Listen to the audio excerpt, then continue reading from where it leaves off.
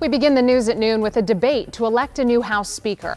You're taking a live look at Capitol Hill as Republican Congressman Jim Jordan of Ohio brings the House back to the floor today. Lawmakers will vote on whether he will succeed ousted Speaker Kevin McCarthy. Thank you for joining us on the news at noon. I'm Simone D'Alba. It has been 14 days since McCarthy was removed as Speaker in a historic vote. Well, since then, the House has been under a prolonged paralysis. Adam Longo is currently live from the Capitol. And Adam, we know voting is set to start any minute now. Good afternoon. Hey, Simone, good afternoon. The two looming questions as we head into this vote, the first of which is, does Jim Jordan, the Republican Speaker designate here, have enough votes to win the speakership? And the second big question we have to ask is if he doesn't, if he fails to win the speakership on this first round, will there be additional votes later today? We can bring you in live right now and show you the House chamber that has just reconvened after being adjourned for several days. What's going to happen now is first they're going to go through a quorum call. I was talking to one of my contacts here just 15 minutes ago, so I'm going to lay out the timeline of what we expect to happen here.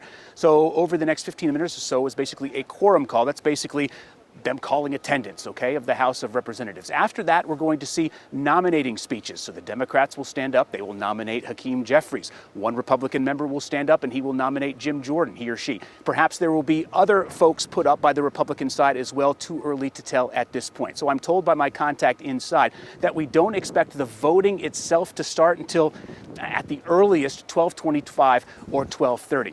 Now let's back up for a second and talk about how we got here, how we got to the place where Jim Jordan, the House Judiciary Chairman and founding member of the Freedom Caucus, could potentially be elected as House Speaker today. So, of course, it was 2 weeks ago that Kevin McCarthy, by an 8-vote margin, was cast out of the speakership, and it has been left vacant for more than 2 weeks now. So now Jordan from Ohio, again, the founding member of the Freedom Caucus, the Republicans will be voting for him. So now he does not have a large swath of Republicans that he could lose in order to win the speakership. First, I want to share this with you, though, from former Capitol Police Officer Mike Fanone, who was injured in the January 6th attacks. We got this statement from him from to WUSA 9 saying, quote, Jim Jordan is an insurrectionist who has no place being second in line to the presidency. This is a very dark time for our democracy and should serve as a wake-up. Now, that is also a sentiment felt by some of the more moderate folks in the GOP caucus. Remember,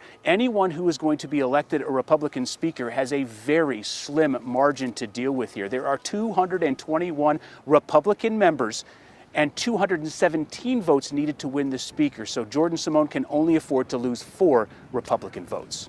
As you mentioned, those margins are slim. Adam, I wanted to talk to you about, we speak about the national implications of this vote, but I wanted to talk about the local impact. So things like RFK Stadium, crime here in the DMV. I mean, this vote for speaker is going to have implications for topics like that.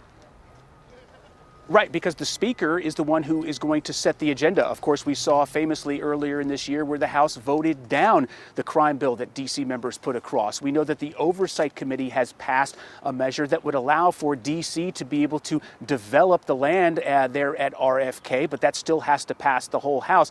A new speaker is the person who is going to guide that. Not to mention at least the national implications of having a new speaker. I mean, the House and the Senate, the president are looking for more aid for Israel right now as well. And we're a month away from another possible government shutdown if we can't get a budget passed. So this new speaker, if it's Jim Jordan or whomever it is going to definitely have to hit the ground running. I've seen people asking on social media, why is this so difficult? We don't ever see something like this happen. Why can't Republicans get this done? Can you shed some light there?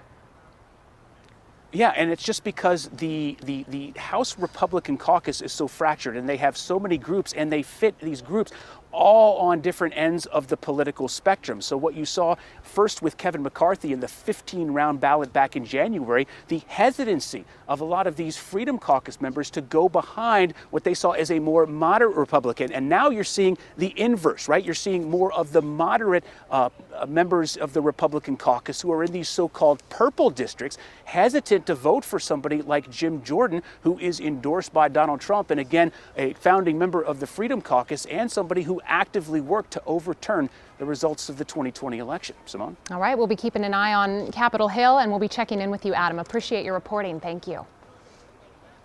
And we will continue to keep a close eye on this vote. For updates anytime, download the WUSA 9 app on your phone. You can watch us anytime on the free WUSA 9 Plus streaming app.